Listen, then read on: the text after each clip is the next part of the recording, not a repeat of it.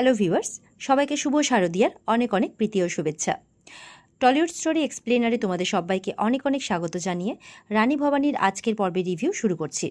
শুরুতেই দেখা যাচ্ছে রাজসভায় একজন মহিলা তাদের সমস্যার বিচার করবেন, এটাতে প্রজাদের আপত্তি দেখে ভবানী তাদের বলে মহারাজ উপস্থিত নেই, তাই সেই প্রয়োজনেই আমাকে আসতে হয়েছে। প্রজারা বিষ্ণুরামের কথা মতো এরপর ভবানীকে আবারও জিজ্ঞাসা করে, মহারাজ যেখানে নিজেই নেই তাহলে রাজকর্ম হবে কিভাবে, আর তার সমাধানই বা কে করবে? ভবানী তখন তাদের বলে, মহারাজ নেই তো তার রাজকার্য বন্ধ থাকতে পারে না, তাই ওনার অনুপস্থিতিতে আপনি আমাকে সমস্ত সমস্যা বলতে পারেন, আমি সমাধান করব। বিষ্ণুরাম তো প্রজাদের শিখিয়েই দিয়েছে যে যাই হয়ে যাক, তারা যাতে একজন মহিলার বিচার না মেনে নেয়, তাই তারা ঠিক সেই মতো করেই তারা যাতে একজন মহিলার বিচার না মেনে নেয়, তারা কিন্তু নিজেদের মতো করে অসন্তোষ তৈরি করতে থাকে। আর সকলে মিলে বলতে থাকে যে আমরা এটা কিছুতেই মানব না, পুরনো চিন্তাভাবনার বদল কিছুতেই করব না। ইন্দু বৌঠান তো তখন ভাবতে শুরু করেন যে এই অবস্থাকে রানী ভবানী কি করে সামাল দেবেন। পিসিমা তখন তাকে ভবানীর উপরে ভরসা রাখতে বলে। বিষ্ণুরাম এরপর চোখে চোখে ইশারা করে তার বউ নেত্রকালী তখন বুঝে যায় যে তার স্বামী ঠিক ঝোপ বুঝে কোপটা মেরেছে। প্রজারা এরপর কিন্তু মনে মনে ভাবছে তারা নাকি ভবানীকে কাঁদিয়েই ছাড়বে, আর তারা মনে মনে খুশিও হচ্ছে। ভবানী এরপরে ব্যাপারটাকে সামলাতে নিজের আসন ছেড়ে উঠে পড়ে আর জোর গলায় প্রজাদের শান্ত হতে বলে, আর জিজ্ঞাসা করে, কি সমস্যা আপনাদের, কেন মহিলার বিচার মেনে নিতে চাইছেন না? প্রজারা বলছে, পুরুষের কথায় যখন সংসার চলে তাহলে একজন মেয়ে কিভাবে তার বিচার করবে?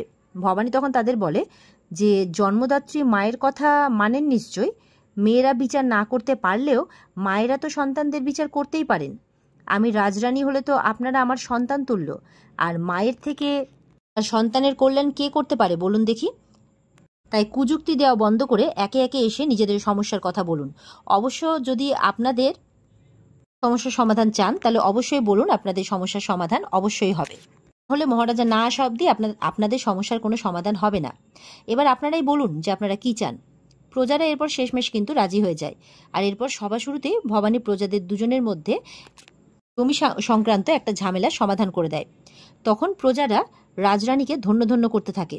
বিষ্ণুরাম, তার বউ, মেয়ে, পিসি, ঠাকুমারা এটা দেখে কিন্তু একদম হিংসায় জ্বলে যায়। পিসিমা তখন ইন্দু বৌঠানকে বলছে, আমি বলেছিলাম না তোমাকে যে চিন্তার কিছু নাই, শত্রুর মুখে ছাই দিতে এই মেয়ে ভালোই শিখেছে, এই বলে হাসাহাসি করতে থাকে। এরপরে পাইক সর্দার এসে খাজাঞ্চি মশাইকে একটা খবর দিলে উনি গিয়ে রাজরানীকে বলেন, আপনাকে আপনাকে সভাটা এক্ষুনি বন্ধ করতে হবে, একটা সর্বনাশ হয়ে গেছে। শামশের গাজী খা তার ফৌজ নিয়ে তাদের মহলের দিকে ফিরে আসছেন। ভবানী এটা শুনে কিন্তু ভয় পায় আর সঙ্গে সঙ্গে সভা আজকের মতো শেষ করে দেয়। এরপর তারা এখানে চলে এলে তাদের মধ্যে কে মহারাজের পরিবর্তে তাদের সাথে কথা বলবে এই বলে খাজাঞ্চি মশাইকে দিয়ে খুড়ো মশাইকে ডেকে আনে, আর ওনাকে অনুরোধ করে বলে যে উনি যাতে ফৌজদার হুজুরের সাথে কথা বলেন। বিষ্ণুরাম তখন উল্টো ভবানীকে শুনিয়ে দেয়, একটু আগে তো আমাকে শাস্তি দিতে চাইছিলেন, তাছাড়া আমার ছেলে দেবীপ্রসাদকে ইয়েও করেছেন, আপনি শাস্তিও দিয়েছেন। যেখানে আপনি আমার ছেলেকে শাস্তি দিয়েছেন সে অপরাধ করেছে, তারপরে কি তার বাবাকে বিশ্বাস করাটা ঠিক কাজ হবে?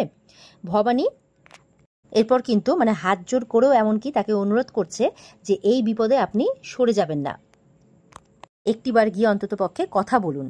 বিষ্ণুরাম পরিষ্কার জানিয়ে দেয় তার কোনো প্রশ্নই ওঠে না, আমাকে যখন পুরো রাজসভার দায়িত্ব দেওয়া হয়নি তখন আমি কিন্তু এই সবের মধ্যে নেই, আর রাজকার্যটা খুব কঠিন, দেখো এখন সামলাতে পারো কিনা।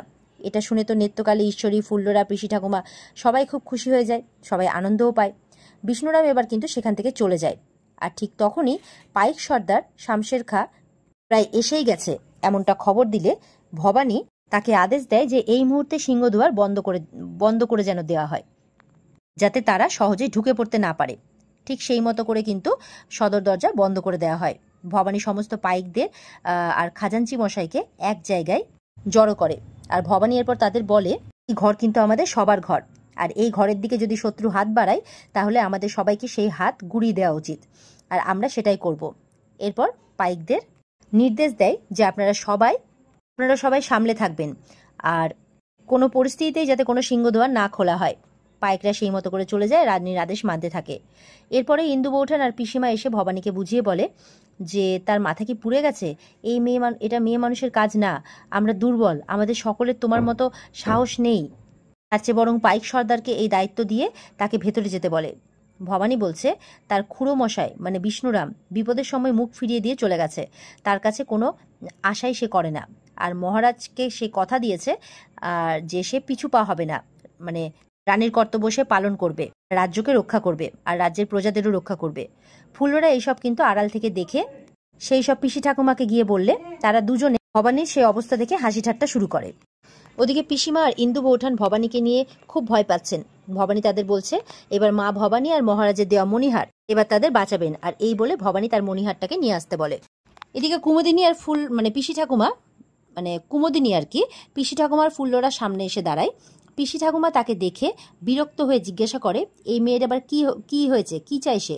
কুমুদিনী পিসি ঠাকুমাকে বলেছে সে শুনেছে মহলের দিকে কিছু অশুভ লোক আসছে আর তারা এসে যদি খারাপ কিছু করার চেষ্টা করে, এই বলে সে তার হাতে একটা রামদা নিয়ে চলে আসে।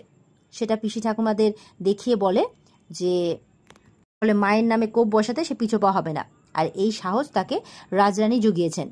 ভবানী তখন সেইখান দিয়ে যাচ্ছিলেন আর সে তখন কুমুদিনীর এইসব দেখে ভালো লাগে, সে ভালো লাগে তার। ভবানী খুশিও হন।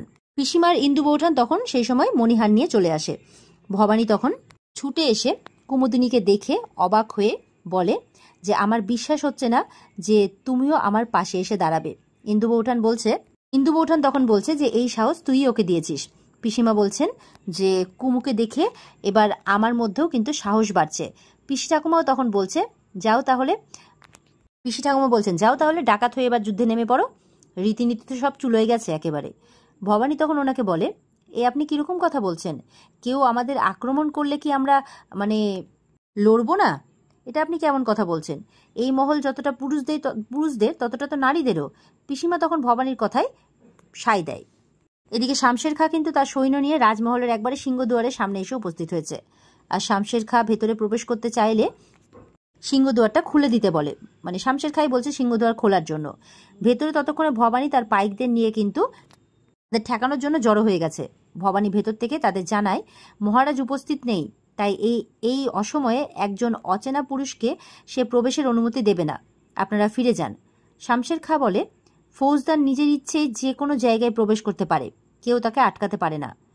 তখন ভবানী বলছে আমি বাধা দিচ্ছি, ফৌজদার হুজুর এখন প্রবেশ করতে পারবেন না। বলছে মালিককেও বুঝতে হয় অধস্তন প্রজাদের সুবিধা অসুবিধা। নবাবী দরবার বরাবর সেটা বুঝে এসেছে আর নারীদের সম্মান করে এসেছে।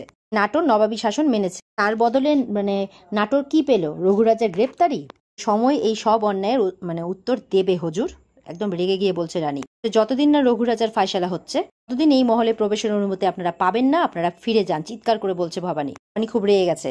ওদিকে ফৌজদার বলছে প্রবেশ করতে না দিলে কিন্তু আমরা নাটোরের বিরোধিতা করব। পিসি ঠাকুমা ফুল্লরা সব দৌড়তে এসে বলছে এই মাইয়া কি করছে, এর জন্য কি আমরা সবাই জান দিব নাকি, তাই বলছে। তখন ভবানী বলছে মরতে হলে মরবো, কিন্তু মাথা উঁচু করে মরবো, সেই শত্রুপক্ষকে শেষ করে তবে মরবো। বলছে প্রবেশ করুক, চেষ্টা করুক ঢোকার। এই ভবানী মাথা নোয়াবে না, মা ভবানীর নাম করে কোপ বসাবো যদি কেউ আমার অনুমতি ছাড়া এই মহলে প্রবেশ করে। ভবানী কিন্তু প্রচন্ড রেগে গেছে। আর এখানে আজকের পর্ব শেষ হয়ে যায়। এই ছিল আজকের পর্বের রিভিউ। ভালো লাগলে কমেন্টে জানাবে, আর আমাদের সাথে জুড়তে চ্যানেলকে সাবস্ক্রাইব অবশ্যই করবে। দেখা হচ্ছে তোমাদের সাথে আগামীকালকে। সবাই খুব ভালো থাকবে। আজকের মতো পর্ব এই পর্যন্তই। বিস্তারিত দেখতে অবশ্যই স্টার জলসার পর্দায় চোখ রাখবে। টাটা।